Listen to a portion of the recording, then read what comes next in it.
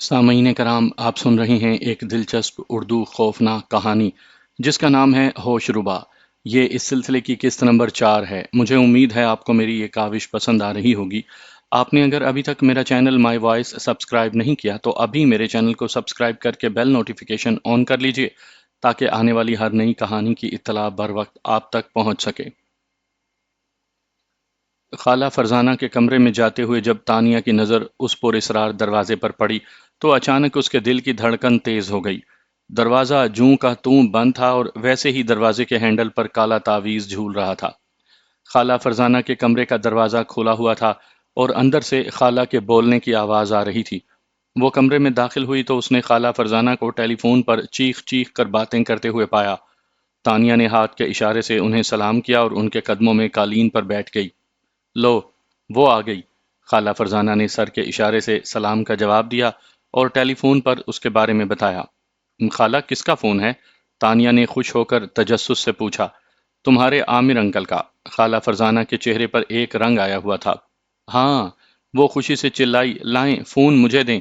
لو بھئی، تانیہ سے بات کرو۔ خالہ فرزانہ نے رسیور تانیہ کے ہاتھ میں دیتے ہوئے کہا، السلام علیکم انکل۔ تانیہ نے پرخلوص لہجے میں کہا، کیسے ہیں آپ؟ وعلیکم السلام، میں بالکل ٹھیک ہوں۔ انکل، آپ نے اتنے دنوں کے بعد فون کیوں کیا؟ اتنے دنوں کے بعد کیا مطلب؟ 4-5 مہینے ہو گئے کیا؟ ابھی 5 دن پہلے ہی تو کیا تھا۔ انکل عامر نے ہنس کر کہا۔ کیوں، خیریت تو ہے تانیہ؟ ہاں انکل، سب خیریت ہے، تانیہ نے گہرا سانس لے کر کہا۔ لیکن مجھے تو تم کچھ پریشان نظر آتی ہو۔ انکل عامر نے قیافے سے کام لیا۔ ارے نہیں انکل، ایسی کوئی بات نہیں، بے شک آپ خالہ فرزانہ سے پوچھ لیں، تانیہ نے خالہ کی طرف دیکھتے ہوئے کہا۔ ہاں ہاں، مجھ سے پوچھ لو، کیا پوچھنا ہے؟ خالہ فرزانہ نے بات سمجھے بغیر تانیہ کی تائید کر دی۔ تانیہ، تم وہاں خوش تو ہو؟ انکل عامر نے فکر مند لہجے میں کہا۔ فرزانہ تمہارا خیال تو رکھتی ہے نا؟ کوئی ایسا ویسا؟ تانیہ نے بڑے جوش سے کہا۔ خالہ فرزانہ تو مجھ پر جان چھڑکتی ہیں، جان۔ کمال ہے بھائی، یہ تمہاری خالہ فرزانہ آخر کس کس پر جان چھڑکتی ہیں؟ انکل عامر نے ہنس کر کہا۔ خالہ نے آپ کو کچھ کہا ہے کیا؟ تانیہ نے خالہ فرزانہ کو شوق نظروں سے دیکھتے ہوئے معنی خیز لہجے میں پوچھا۔ اے تانیہ، تم آخر بار بار میرا نام کیوں لیے جا رہی ہو؟ میں نے کیا کیا ہے؟ خالہ فرزانہ نے مداخلت کی۔ خالہ پریشان ہو رہی ہیں، وہ کہہ رہی ہیں کہ بار بار میرا نام کیوں لے رہی ہو؟ میں نے کیا کیا ہے؟ تانیہ نے خالہ فرزانہ کی بات دہرائی۔ ان سے پوچھو کہ اب اور کیا کرنے کا ارادہ ہے، ادھر سے عامر انکل نے کہا۔ اس کا مطلب ہے کہ اس سے پہلے بھی کچھ کر چکی ہیں، تانیہ شرارت سے بولی۔ بہت کچھ کر چکی ہیں، انکل عامر نے فوراً جواب دیا۔ اچھا، میں خالہ کو بتاتی ہوں، تانیہ نے ریسیور میں کہا، پھر خالہ فرزانہ سے مخاطب ہو کر بولی۔ خالہ، انکل پوچھ رہے ہیں کہ اب اور کیا کرنے کا ارادہ ہے، ساتھ میں وہ یہ بھی کہہ رہے ہیں کہ خالہ بہت کچھ کر چکی ہیں۔ غضب خدا کا! خالہ فرزانہ نے اپنا سر پیٹ لیا۔ یہ عامر کو کیا ہوتا جا رہا ہے؟ کس قسم کی گفتگو کرنے لگے ہیں؟ خالہ، پوچھوں انکل سے؟ تانیہ نے سوال کیا۔ کیا کہہ رہی ہیں؟ ادھر سے پوچھا گیا۔ تانیہ، اگر تم نے فضول بکواس کی تو مجھ سے برا کوئی نہ ہوگا۔ خالہ فرزانہ کچھ پریشان سی ہو گئیں۔ کیا کہہ رہی ہیں؟ کچھ بولو تو۔ ادھر سے مسلسل اصرار ہو رہا تھا۔ سوری انکل، میں کسی کی ذاتی باتیں آپ کو نہیں بتا سکتی، تانیہ نے خالہ فرزانہ کے تیور دیکھ کر کہا۔ اچھا چلو چھوڑو، یہ بتاؤ تم خوش تو ہو وہاں؟ عامر انکل نے پوچھا۔ میں یہاں بہت زیادہ خوش ہوں، خالہ فرزانہ میرا بہت خیال رکھتی ہیں، پھر بھی میرا لاہور جانے کو جی چاہتا ہے۔ کچھ اور رک جاؤ، میں تمہیں خود لینے آؤں گا۔ انکل عامر کے لہجے میں فکر مندی تھی۔ یہ بات تو آپ پچھلے کئی ماہ سے کہہ رہے ہیں، تانیہ نے الجھ کر کہا۔ تمہیں کچھ اور پیسے بھیج دوں؟ انکل عامر نے اسے بہلانا چاہا۔ انکل، میں پیسوں کا کیا کروں؟ آپ نے پہلے جو پیسے بھیج رکھے ہیں وہی خرچ نہیں ہوئے، میں مزید پیسے منگوا کر کیا کروں گی؟ پیسے میرا مسئلہ نہیں ہے انکل، میں تمہارے مسئلے کو اچھی طرح جانتا ہوں، لیکن تمہیں کچھ صبر کرنا ہوگا۔ ٹھیک ہے انکل، جیسا آپ حکم فرمائیں۔ تانیہ نے گہرا سانس لے کر موضوع بدلا۔ وہ سائمہ کیسی ہے؟ ہاں بالکل ٹھیک ہے، تمہیں اکثر یاد کرتی ہے۔ میں بھی تو اسے یاد کرتی ہوں، تانیہ نے کہا۔ انکل عامر نے 2-4 باتیں اور کیں اور انہوں نے وہی کہا جو وہ اکثر کہا کرتے تھے۔ ان کے ٹیلی فون کا مقصد یہی ہوتا تھا کہ وہ خود کو خوش رکھے اور یہ کہ وہ جلد ہی اسے آ کر لاہور لے جائیں گے۔ تانیہ نے چاہا کہ وہ خواب دیکھنے سے لے کر اس پر اسرار کمرے تک کی ساری رودات بیان کر دے، مگر وہ کچھ سوچ کر رک گئی۔ وہ جانتی تھی کہ یہ سب سن کر وہ پریشان ہو جائیں گے۔ وہ نہیں چاہتی تھی کہ انکل عامر اس کی وجہ سے پریشان ہوں۔ وہ اس کی وجہ سے پہلے ہی پریشان تھے۔ یہ واقعات تو انہیں بوکھلا کر رکھ دیں گے۔ انکل عامر نے ابھی تک شادی نہیں کی تھی۔ ان کی عمر 50 سال سے کیا کم ہوگی۔ خالہ فرزانہ ان سے 2 4 سال چھوٹی ہوں گی۔ نوجوانی کے زمانے میں انکل عامر اور خالہ فرزانہ کے درمیان زبردست عشق چلا تھا۔ دونوں ایک دوسرے پر جان دیتے تھے، لیکن اپنی اس محبت کو انہوں نے کبھی رسوا نہ ہونے دیا۔ یہ کتنی عجیب بات ہے کہ جن خاندانوں میں دشمنیاں ہوتی ہیں، وہیں محبت بھی سر اٹھا لیتی ہے۔ اسی خاندان میں وہ باغی پیدا ہو جاتے ہیں جو اپنی محبت کے آبشار سے نفرت کے الاؤ کو ٹھنڈا کرنے کی کوشش کرتے ہیں، اور نہیں جانتے کہ نفرت کے اس قلعے کو مسمار کرنا تو دور کی بات ہے، وہ اس کی فصیل کا ایک پتھر بھی نہیں اکھاڑ سکیں گے۔ خاندان جتنا بڑا ہوتا ہے اتنی ہی وہاں دشمنیاں ہوتی ہیں۔ خاندان کے لوگ ان دشمنیوں کو کم کرنے کے بجائے بڑھانے کی کوششیں کرتے ہیں۔ عامر اور فرزانہ بھی ایسے ہی خاندان کے فرد تھے۔ دونوں یہ بات اچھی طرح جانتے تھے کہ جو کھیل وہ شروع کر رہے ہیں اس کا انجام جدائی کے سوا کچھ نہیں۔ وہ کبھی ایک نہیں ہو سکیں گے۔ والدین ان دونوں کو ایک قبرستان میں دفنانا تو گوارا کر لیں گے، لیکن زندگی کے آنگن میں اکٹھا نہیں ہونے دیں گے۔ پھر یہ محبت بھی بڑی عجیب چیز ہوتی ہے۔ کسی مصلحت کو نہیں جانتی، نہ اس کی آنکھیں ہوتی ہیں اور نہ ہی کان ہوتے ہیں۔ اندھی اور بہری ہوتی ہے، نہ ذات دیکھتی ہے نہ رنگ و نسل دیکھتی ہے۔ غربت اور امارت اس کے سامنے ہیچ ہیں۔ خیر، عامر اور فرزانہ کے خاندان میں زمین آسمان کا فاصلہ تھا، اور اس فاصلے کو سرے سے مٹانا تو دور کی بات ہے، کم کرنا بھی آسان نہیں تھا۔ عامر نے فرزانہ کو سب سے پہلے ایک شادی کی تقریب کی ویڈیو میں دیکھا تھا۔ فرزانہ کو دیکھ کر اس نے ایسا محسوس کیا تھا جیسے اچانک ہی زندگی کی منزل سامنے آ گئی ہو۔ پھر اس نے فرزانہ کو مہندی کی ایک تقریب میں دیکھا۔ ایسی تقریبوں میں اتنا شور، اتنا جوش و خروش ہوتا ہے کہ کچھ دیر کے لیے آدمی اپنے آپ کو بھی بھول جاتا ہے۔ فرزانہ کو معلوم نہیں تھا کہ کوئی اس کے تعاقب میں ہے۔ عامر لڑکے والوں کی طرف سے تھا اور فرزانہ لڑکی والوں کی جانب سے مدعو تھی۔ اسے اگرچہ گانا نہیں آتا تھا، لیکن اس کی سہیلیوں نے اس کا ہاتھ پکڑ کر بٹھا لیا تھا۔ گانوں کا مقابلہ جاری تھا۔ ایسی محفلوں میں سنجیدگی کم، بےہودگی زیادہ دکھائی دیتی ہے۔ ہر طرف ایک شور برپا تھا، اور اسی شور ہنگامے میں وہ ایک طرف کھڑا اسے یک ٹک دیکھے جاتا تھا۔ نظر کی یہ ٹکٹکی بالآخر اپنا اثر دکھانے میں کامیاب ہو گئی۔ تالیاں بجاتے بجاتے فرزانہ کی جو نظر بائیں جانب اٹھی تو اٹھی رہ گئی۔ عامر بلا شبہ ایک پرکشش اور اسمارٹ لڑکا تھا۔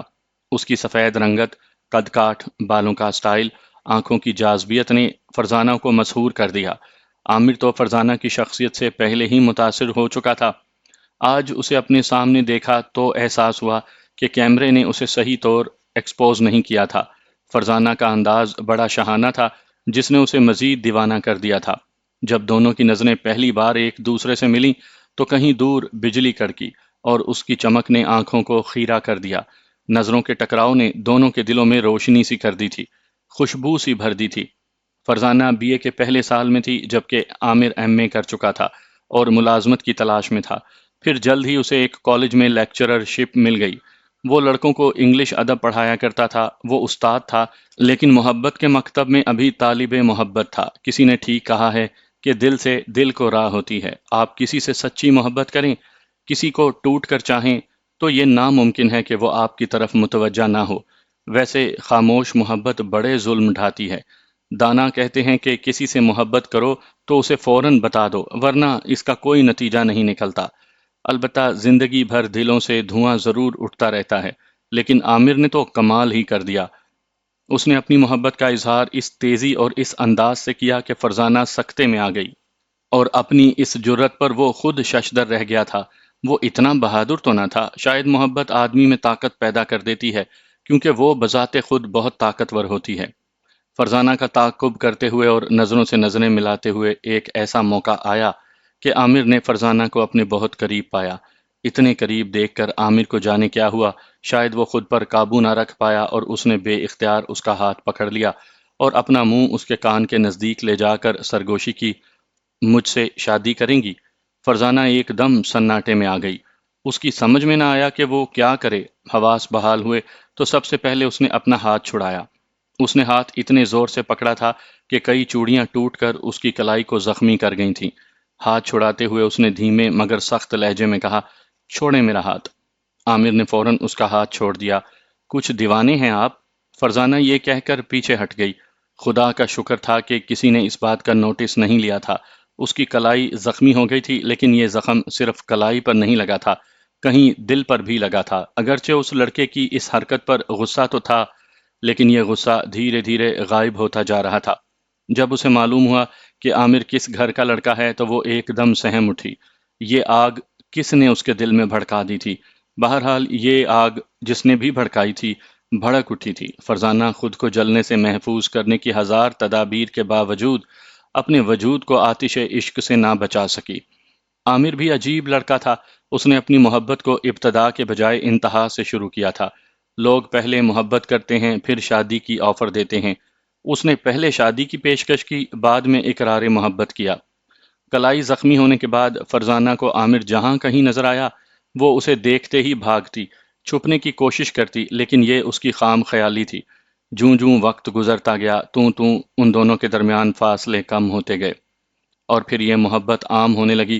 دونوں اپنی محبت کو رسوائی سے بچانا چاہتے تھے، لیکن کوئی راستہ سجائی نہیں دیتا تھا۔ دونوں طرف کے لوگ اس محبت کو قبول کرنے کے لیے تیار نہیں تھے۔ ساری کوششوں کے بعد بالآخر وہ اس نتیجے پر پہنچے کہ خفیہ شادی کر لی جائے۔ اس کے بعد جو ہوگا دیکھا جائے گا، لیکن یہ شادی بھی اس شہر میں نہیں ہو سکتی تھی۔ اس کے لیے دونوں کو اپنا شہر، اپنا گھر چھوڑنا تھا۔ فرزانہ اگرچہ اپنا گھر چھوڑنے پر راضی نہیں تھی، لیکن عامر کے مجبور کرنے پر مجبوراً راضی ہو گئی تھی۔ اور جس رات فرزانہ نے اپنا گھر چھوڑنا تھا، اتفاق سے اسی شام اس کے والد نے اپنے کمرے میں بلایا تھا اور اس کا ہاتھ پکڑ کر اپنے سر پر رکھا تھا اور کہا تھا، فرزانہ میری قسم کھاؤ کہ تم کوئی ایسا قدم نہیں اٹھاؤ گی جس سے اس گھر کی عزت مٹی میں مل جائے۔ تب فرزانہ کو اپنی بھیگی آنکھوں سے یہ قسم کھانی پڑی، اور یوں حالات نے ایک عجیب رخ اختیار کر لیا۔ فرزانہ تڑپتی رہی مگر گھر سے نہ نکل سکی۔ عامر وقت مقررہ پر گلی کے اس موڑ پر کھمبے کے نیچے پہنچ چکا تھا۔ اسے فرزانہ کا انتظار تھا مگر فرزانہ نہ آئی۔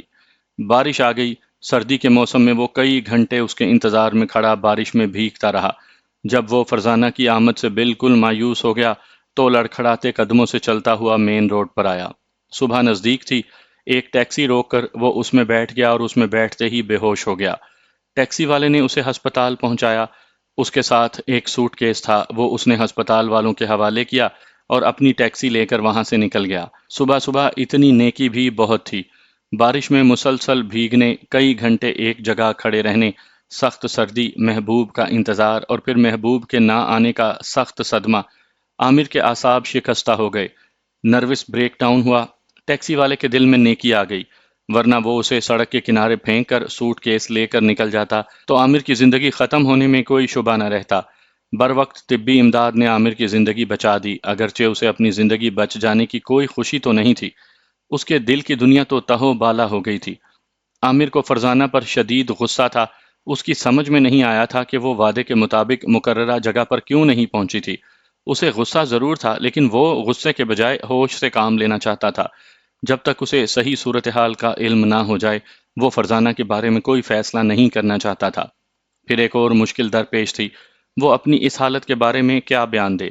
گھر والوں نے، خاندان والوں نے، دوستوں نے، سبھی نے ایڑی چوٹی کا زور لگا لیا کہ عامر صحیح صورتحال بتا دے، لیکن اس نے اپنے لب سی لیے۔ وہ اپنی محبت کو کسی قیمت پر رسوا نہیں کرنا چاہتا تھا۔ جبکہ فرزانہ کو یہ معلوم ہوا کہ عامر کو بے ہوشی کی حالت میں ہسپتال میں داخل کیا گیا ہے تو وہ تڑپ اٹھی۔ اس کا بے اختیار جی چاہا کہ وہ ہر قسم، ہر رسم، ہر بندھن کو توڑ کر ہسپتال پہنچ جائے اور اس کا ہاتھ پکڑ کر بہت دیر تک روتی رہے۔ وہ ہسپتال تو نہ جا سکی کہ یہ اس کے بس کی بات ہی نہیں تھی، لیکن وہ رو تو سکتی تھی، یہ اس کے بس کی بات تھی۔ وہ تکیے میں منہ دیے بہت دیر تک روتی رہی اور اس کی زندگی کی دعائیں مانگتی رہی۔ شاید فرزانہ کی دعاؤں کا ہی اثر تھا کہ عامر بڑی تیزی سے صحت یاب ہو کر ہسپتال سے گھر آ گیا، ورنہ شروع میں ڈاکٹروں نے اس کی زندگی سے مایوسی کا اظہار کر دیا تھا۔ صحت یاب ہونے کے بعد بس اسے ایک ہی فکر تھی کہ کسی طرح فرزانہ سے رابطہ کیا جائے تاکہ یہ معلوم ہو سکے کہ وہ کیوں نہیں آئی۔ خود فرزانہ بھی پریشان تھی، وہ چاہتی تھی کہ عامر سے کسی طرح بات ہو جائے اور آخری بار بات کرنا چاہتی تھی۔ پھر اس نے راہ نکالی، اپنی ایک سہیلی کے ذریعے ٹیلی فون پر اس کے کالج میں پیغام بھجوایا۔ فرزانہ مقررہ وقت پر اپنی سہیلی کے گھر پہنچ گئی۔ سہیلی نے کمرہ بند کر لیا اور عامر کی فون کال کا انتظار شروع ہو گیا۔ وقت مقررہ پر ٹیلی فون کی گھنٹی بجی۔ فرزانہ کی سہیلی نے فون اٹھایا۔ عامر کی شناخت کے بعد اس نے ریسیور فرزانہ کے ہاتھ میں دے دیا۔ فرزانہ نے کانپتے ہاتھوں سے ریسیور لیا۔ عامر، لرزتے ہونٹوں پر بمشکل اس کا نام آیا، اور پھر ڈیم کے جیسے سارے گیٹ کھل گئے۔ جذبات کا ریلا آیا، دل میں دھواں سا اٹھا، گھٹی گھٹی سی چیخ اس کے منہ سے نکلی، اندر سے امڑتے آنسوؤں کے سیلاب کو وہ باوجود کوشش کے روک نہ سکی۔ اس نے سوچا تھا کہ وہ عامر سے غیر جذباتی انداز میں بات کرے گی، بات کرتے ہوئے ذرا بھی نہ روئے گی، مگر سب معاملہ الٹا ہو گیا۔ وہ بات کرنے سے پہلے ہی رو پڑی، اور اس قدر ٹوٹ کر روئی کہ فرزانہ کی سہیلی پریشان ہو گئی۔ اس نے اس کے ہاتھ سے ریسیور چھین کر عامر کو ہولڈ کرنے کو کہا، اسے ایک گلاس پانی پلایا، تسلی دی، ڈانٹا ڈپٹا، تب کہیں جا کے فرزانہ کے اعصاب قابو میں آئے۔ لو، بات کرو، خدا کے واسطے اب رونا مت۔ فرزانہ کی سہیلی نے اس کے ہاتھ میں ریسیور دیتے ہوئے کہا، عامر، مجھے معاف کر دو، میں نے تم سے بے وفائی ضرور کی ہے، لیکن یقین کرو کہ میں بے وفا نہیں ہوں۔ فرزانہ، میں پوری رات بارش میں بھیگتا رہا، سردی میں ٹھٹھرتا رہا، کھڑے کھڑے میں نے پوری رات کاٹ دی، میں نے قیامت کا انتظار کیا، تم کیوں نہیں آئیں فرزانہ؟ بس اسی شام مجھ پر قیامت گزر گئی۔ ابو نے مجھ سے قسم لے لی، پھر میں گھر سے نکل کر انہیں کیسے رسوا کرتی۔ عامر، مجھ سے جرم ہوا، لیکن میں مجرم نہیں ہوں۔ مجھے اب اپنے باپ سے کیا ہوا عہد نبھانا ہے۔ اب میں تم سے نہیں ملوں گی، لیکن میں تمہیں بھولوں گی نہیں۔ میں تمہاری ہوں، ہمیشہ تمہاری رہوں گی، یہ میرا تم سے عہد ہے۔ میری تم سے شادی تو نہ ہو سکی تو کیا ہوا، اب کوئی مجھ سے شادی نہیں کر سکے گا، لیکن تم ضرور شادی کر لینا، مجھے بے وفا سمجھ کر بھول جانا۔ فرزانہ اور جانے کیا کیا کہتی رہی، وہ جانے کیا کیا سنتا رہا، پھر اس نے کیا کہا اور فرزانہ نے کیا سنا، یہ کسی کو یاد نہ رہا۔ پھر وقت نے ایک نئی کروٹ لی۔ 5-6 ماہ بعد فرزانہ کے لیے ایک رشتہ آیا۔ لڑکا خاندان کا تھا، ڈاکٹر تھا، امریکہ میں رہائش پذیر تھا۔ اس رشتے سے کون انکار کر سکتا تھا بھلا؟ فرزانہ کو اس رشتے کی بھنک پڑ گئی۔ اسے یہ بھی معلوم ہو گیا کہ یہ رشتہ فوری تو منظور کر لیا جائے گا، تو اس سے پہلے کہ اس کے ابو اس رشتے کے سلسلے میں اس سے بات کرتے، وہ ابو کے کمرے میں چلی گئی۔ اس نے ابو کا ہاتھ پکڑ کر اپنے سر پر رکھا اور بولی، ابو، آپ کو میرے سر کی قسم، مجھے اپنے آپ سے جدا مت کیجیے گا۔ میں اس گھر کی دہلیز کو کبھی نہیں چھوڑوں گی، میں زندگی بھر شادی نہیں کروں گی۔ اور پھر یہی ہوا۔ فرزانہ کے ابو نے، امی نے، دیگر گھر والوں نے، خاندان والوں نے بہت زور لگایا، بڑا مجبور کیا، مگر فرزانہ اپنے کول سے نہ پھری۔ اس نے اپنے باپ کی بھی عزت رکھی اور اپنی محبت کی بھی لاج نبھائی۔ شادی عامر نے بھی نہ کی۔ اب نہ وہ دشمنیاں رہیں، نہ وہ والدین رہے، نہ وہ خاندان والے رہے۔ وہ چاہتے تو شادی کر لیتے، لیکن انہوں نے ایسا نہیں کیا۔ ہر چیز وقت پر اچھی لگتی ہے، اور گیا وقت کبھی لوٹ کر نہیں آیا۔ خالہ فرزانہ کو لاہور چھوڑے ہوئے ایک طویل عرصہ ہو چکا تھا۔ بہنوئی کے انتقال کے بعد خالہ فرزانہ نے مستقل ہی بہن کے ساتھ رہائش اختیار کر لی تھی۔ ان کی بہن کا ایک ہی بیٹا تھا، افضل۔ بہن کے انتقال کے بعد افضل اور وہ تنہا رہ گئے۔ خالہ فرزانہ کو ورثے میں جو کچھ ملا وہ اپنے بھانجے کے حوالے کر دیا۔ افضل کنسٹرکشن کا کام کرتا تھا، بنگلے بنا کر فروخت کرتا تھا۔ وہ خالہ فرزانہ سے 8 سال چھوٹا تھا، اب وہ 40 کے پیٹے میں تھا۔ شادی اس نے بھی نہ کی تھی، اور نہ ہی کرنے کا ارادہ تھا۔ کہتا وہ یہی تھا کہ میں شادی نہیں کروں گا، اور کیوں نہیں کروں گا یہ آج تک اس نے کسی کو نہیں بتایا تھا۔ بتایا تو خیر خالہ فرزانہ نے بھی کسی کو کچھ نہیں تھا۔ وہ تو انکل عامر کی فون پر گفتگو سے تانیہ کو کچھ شبہ ہوا تھا، تب اس نے خالہ فرزانہ سے بہت سارے سوالات کیے تھے۔ اس کے اصرار پر بالآخر خالہ فرزانہ کو اپنی کہانی سنانا پڑی تھی، اور تانیہ اس داستان محبت کی پہلی سامع ثابت ہوئی۔ تانیہ میں جانے ایسی کیا بات تھی کہ اس سے اپنے دل کی بات کہنے کو جی چاہتا تھا، اور وہ ایسی تھی کہ اپنے دل کی بات کسی کو نہ بتاتی تھی، اور اس کی وجہ غالباً یہ تھی کہ وہ کسی کو اپنا ہمدرد یا ہمراز نہ پاتی تھی۔ یہی وجہ تھی کہ اس نے اپنے اندر ایک دنیا آباد کر لی تھی۔ جب وہ تنہا ہوتی تو دراصل تنہا نہ ہوتی، خیالات کا ایک ہجوم ہوتا، وہ جاگتی آنکھوں سے خواب دیکھ رہی ہوتی۔ اس کا تخیل بہت طاقتور تھا۔ اگر وہ ٹیلی ویژن پر برف پوش پہاڑوں کے مناظر دیکھ رہی ہوتی، اور اگر وہ چاہتی کہ ان مناظر کا حصہ بن جائے، تو وہ اپنے تخیل کے ذریعے ان مناظر کا حصہ بن جاتی تھی۔ فوراً ہی اسے ٹھنڈ محسوس ہونے لگتی تھی۔ انکل عامر کے فون نے تانیہ کو الجھا دیا تھا۔ انہوں نے مزید یہاں ٹھہرنے کو کہا تھا۔ ایسا کیوں تھا، یہ وہ نہیں جانتی تھی۔ انکل عامر اسے یہاں کیوں چھوڑ گئے تھے اور خواہش کے باوجود وہ اسے لاہور کیوں نہیں بلاتے تھے؟ اس کے پیچھے کیا مسائل تھے یہ وہ نہیں بتاتے تھے، ہنس کر ٹال جاتے تھے یا کہتے تھے کہ اچھا بتاؤں گا صبر کرو۔ صبر کرتے ہوئے تو اسے 1 سال ہو گیا تھا، اگرچہ اسے یہاں کوئی پریشانی نہیں تھی۔ خالہ فرزانہ اور افضل دونوں ہی اس کا بہت خیال رکھتے تھے، ویسے وہ یہاں کسی پر بوجھ نہیں تھی۔ اوپر والے کمرے میں جہاں وہ رہتی تھی اس کی ہر چیز انکل عامر کے پیسے سے خریدی گئی تھی۔ اس کے علاوہ وہ ہر ماہ اتنے پیسے بھیج دیتے تھے کہ تانیہ سے باوجود کوشش کے خرچ نہ ہو پاتے تھے۔ اسے میوزک کا زیادہ شوق تھا، 1 سال کے عرصے میں اس نے ہزاروں آڈیو کیسٹ خرید ڈالے تھے۔ اسے فلمیں بھی پسند تھی، اپنی پسند کی فلم وہ کسی ویڈیو شاپ سے کرائے پر لا کر دیکھنے کے بجائے فلم کا کیسٹ خرید لاتی تھی۔ اس طرح اس کے پاس فلموں کے سینکڑوں کیسٹس جمع ہو گئے تھے۔ فلم وہ اکیلی نہیں دیکھتی تھی، کوئی نئی فلم لاتی تو دردانہ کو اپنے ساتھ بٹھا لیتی تھی۔ دردانہ کو بے انتہا شوق تھا فلموں کا، بعض اوقات وہ اس کی فرمائش پر بھی فلم خرید لاتی تھی۔ فلم وہ دوپہر کو دیکھتی تھی، دوپہر کے کھانے سے فارغ ہو کر دردانہ اوپر آ جاتی اور اگر کوئی فلم پاس ہوتی تو دیکھ لی جاتی، ورنہ دردانہ کچھ دیر گپ شپ کے بعد نیچے اپنے کمرے میں چلی جاتی۔ 3 4 دن پہلے وہ ایک نئی فلم خرید کر لائی تھی، لیکن اسے دیکھنے کا ابھی تک موقع نہیں ملا تھا، یا دیکھنے کو جی نہیں چاہا تھا۔ جب سے اسے وہ خواب دکھائی دینا شروع ہوا تھا وہ الجھن کا شکار ہو گئی تھی، اس کے دل کا چین لٹ گیا تھا، واقعات بھی عجیب ہوش ربا ہو رہے تھے۔ وہ ڈراؤنا خواب، دادا اعظم کا لفافہ، پر اسرار شخص کا الو دے جانا، الو کا خون، قدموں کے نشان، پر اسرار کمرہ، کمرے میں جانے کی شدید خواہش، کمرے کا مقفل نہ ہونا، دوپہر کا کھانا کھا کر وہ اپنے بیڈ پر لیٹی ہوئی یہ سب کچھ سوچ رہی تھی کہ اچانک اس کے دل میں ایک لہر سی اٹھی، اس کی آنکھیں بند سی ہونے لگیں، اس کے کانوں میں جیسے کوئی کہہ رہا تھا کہ چلو تانیہ، اس پر اسرار کمرے کی طرف چلو۔ یہ خواہش اتنی شدید تھی کہ تانیہ کسی معمول کی طرح اٹھ گئی۔ وہ نیچے پہنچی تو اسے کوئی دکھائی نہ دیا۔ خالہ فرزانہ اپنے کمرے میں تھیں اور ان کا دروازہ بند تھا۔ دردانہ بھی اپنا کام سمیٹ کر اپنے کمرے میں جا چکی تھی اور افضل تو گھر میں تھا ہی نہیں۔ وہ بڑے اطمینان سے چلتی ہوئی اس پر اسرار کمرے کے سامنے پہنچ گئی۔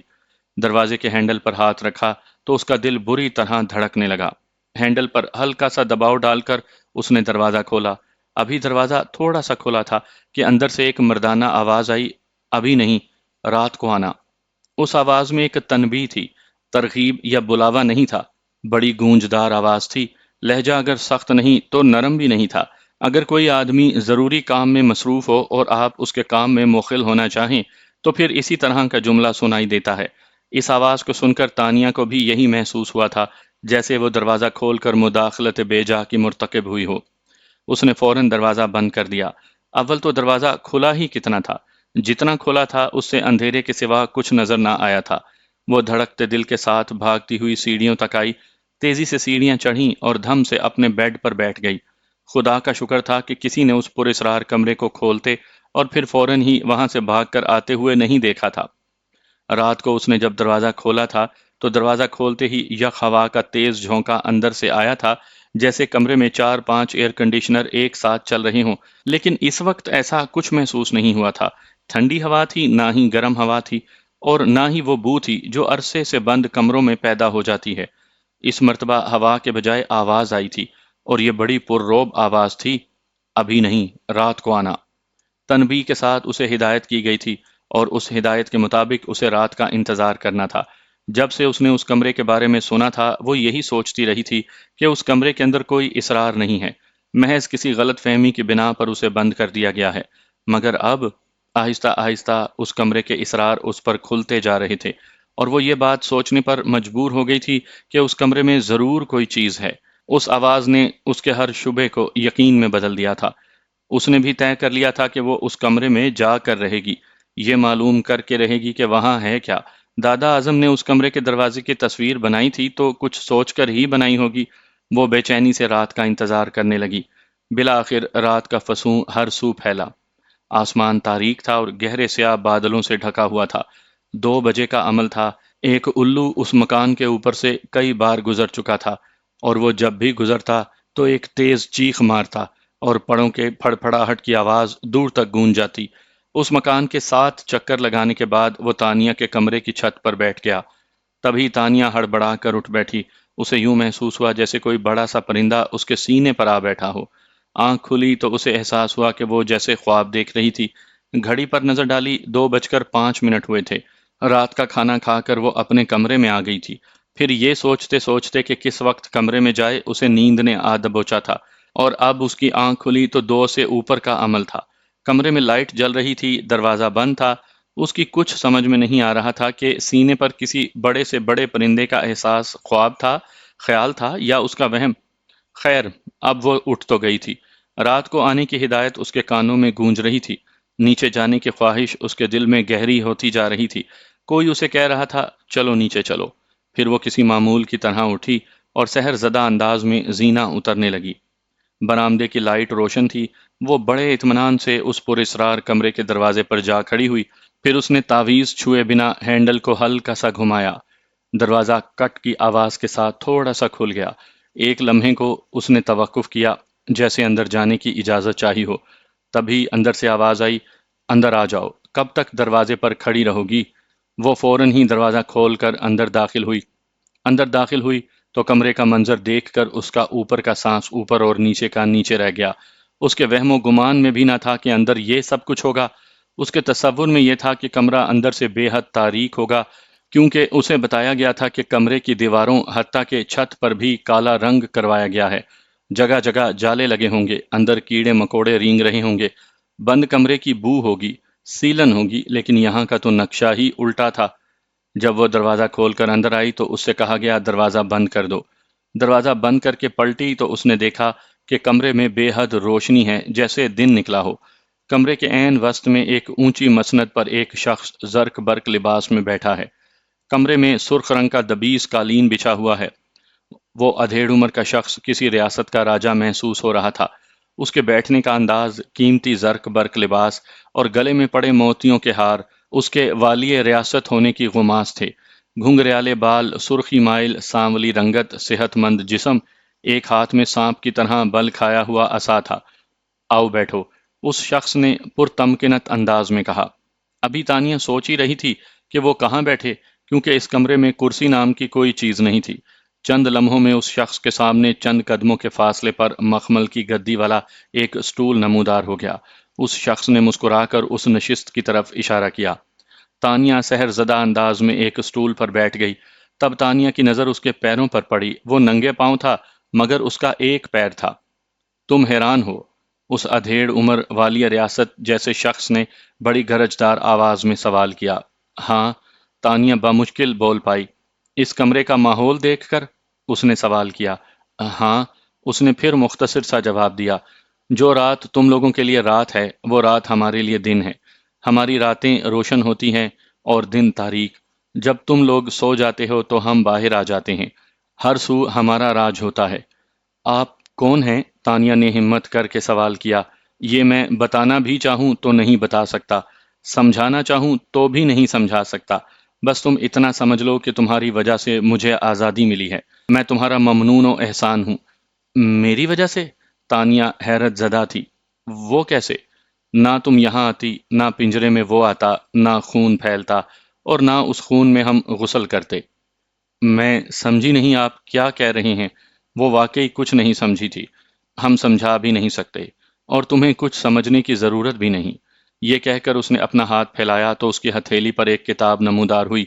یہ لو، یہ ہماری طرف سے چھوٹا سا تحفہ ہے، اسے رکھ لو۔ تانیہ نے اٹھ کر اس کے ہاتھ پر رکھی ہوئی کتاب کو لے لیا اور چاہتی تھی کہ اسے کھول کر دیکھے۔ اس نے فوراً کہا، نہیں، ابھی نہیں، اپنے کمرے میں جا کر دیکھنا۔ جی بہتر، آپ کا شکریہ۔ تب وہ ادھیڑ عمر کا شخص، جو اپنی وضاحت سے کسی تاریخی ڈرامے کا کردار لگتا تھا، اپنے بل کھائے ہوئے عصا کے سہارے اٹھا اور بولا، اب تم جاؤ، اور ہاں، کوئی ضروری نہیں ہے کہ ہمارے راز تم اپنے لوگوں پر کھولتی پھرو۔ میری بات سمجھ گئی نا تم؟ ہاں۔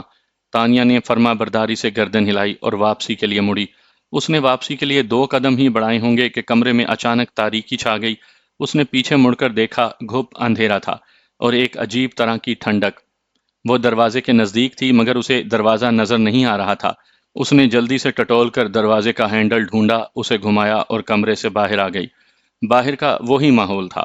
اس نے پلٹ کر دروازہ بند کیا، لمبے لمبے 2-3 گہرے سانس لیے، پھر وہ تیزی سے قدم اٹھاتی ہوئی اپنے کمرے میں آ گئی اور دروازہ بند کر لیا۔ جب وہ دروازہ بند کر رہی تھی تو اسے کسی پرندے کی چیخ اور پروں کے پھڑ پھڑانے کی تیز آواز سنائی دی۔ پروں کی پھڑ پڑاہٹ اور چیخ سن کر اس کی نظروں کے سامنے پنجرے والا الو آ گیا تھا۔ پنجرے میں الو کا زخمی ہونا، بے پناہ خون کا پھیلنا، خون آلود پیر کے نشان اور زخمی الو کا پنجرے سے اڑ جانا۔ تب اسے اس کا جملہ یاد آیا، نہ تم یہاں آتی، نہ پنجرے میں وہ آتا، نہ خون پھیلتا اور نہ اس خون میں ہم غسل کرتے۔ کیا تھا یہ سب کچھ؟ کیا یہ گورکھ دھندا تھا؟ اس کی کچھ سمجھ میں نہیں آ رہا تھا۔ بہرحال وہ خوش تھا اور اپنی آزادی کو تانیہ سے منسوب کرتا تھا، اور اسی خوشی میں وہ اسے ایک تحفہ دے گیا تھا۔ تانیہ نے بیڈ پر بیٹھ کر اس تحفے کو الٹ پلٹ کر دیکھا۔ خوبصورت چمڑے کی جلد تھی۔ وہ کتاب نہ تھی، ڈائری تھی، بغیر لائنوں کا سفید چمکدار کاغذ۔ سارے ورق سادہ تھے، ان پر کچھ نہ لکھا تھا۔ یہ عجیب تحفہ تھا۔ اس نے اس ڈائری کو ایک کیسٹ نکال کر اس کے کور میں رکھ دیا۔ وہ ڈائری بڑے آرام سے ایک کور میں آ گئی۔ تب اس نے اس کور کو ویڈیو کیسٹوں کے درمیان رکھ دیا۔ اب اس تحفے پر آسانی سے کسی کی نظر نہیں پڑ سکتی تھی۔ ویسے بھی اس کے کمرے میں دردانہ کے سوا کوئی نہیں آتا تھا۔ دردانہ اپنے کام سے کام رکھتی تھی، وہ اس کی چیزوں کو بالکل نہیں چھیڑتی تھی۔ بہت احتیاط سے صفائی کر کے چلی جاتی۔ کبھی کبھار افضل آ جاتا تھا، وہ بھی تانیہ کے اصرار پر۔ تھوڑی دیر بیٹھتا، گپ شپ لگاتا اور چلا جاتا۔ خالہ فرزانہ اپنے مرض کی وجہ سے اوپر آتی ہی نہ تھیں۔ جب تانیہ یہاں نئی نئی آئی تھی اور اس نے اپنا کمرہ سیٹ کیا تھا تو کچھ اس کے اصرار اور کچھ اپنے شوق میں اس کا کمرہ دیکھنے کے لیے اوپر آ گئی تھیں۔ اب تانیہ کی آنکھوں میں نیند اتر رہی تھی، اس کی آنکھیں بوجھل ہو رہی تھیں۔ وہ بستر پر لیٹی تو 5 منٹ کے اندر گہری نیند میں چلی گئی۔ صبح جب وہ منہ ہاتھ دھو کر نیچے پہنچی تو خالہ فرزانہ ڈائننگ ٹیبل پر حسب معمول اس کی منتظر تھیں۔ وہ اسے دیکھ کر مسکرائیں اور بولی، آؤ تانیہ۔ آ گئی خالہ، تانیہ نے خوش اخلاقی سے کہا۔ انہیں سلام کیا اور کرسی کھینچ کر ان کے قریب بیٹھ گئی۔ سلام کے جواب میں خالہ فرزانہ نے دعائیں دیں۔ دردانہ کہاں ہے؟ تانیہ نے پوچھا۔ آ رہی ہے، چائے لینے گئی ہے۔ میں آ گئی بی بی، دردانہ یہ کہتی ہوئی کمرے میں داخل ہوئی، چائے کی کیتلی میز پر رکھی، اسے ٹی کوزی سے ڈھکا اور کرسی گھسیٹ کر خود بھی بیٹھ گئی۔ جب سے تانیہ آئی تھی وہ اسے ناشتے کی میز پر ساتھ ہی بٹھاتی تھی۔ خالہ فرزانہ کو شروع میں اعتراض ہوا تھا، وہ نوکر اور مالک کے درمیان تھوڑے بہت فاصلے کی ضرور قائل تھیں، مگر تانیہ کی خوشی کی خاطر اس معاملے کو انا کا مسئلہ نہیں بنایا تھا۔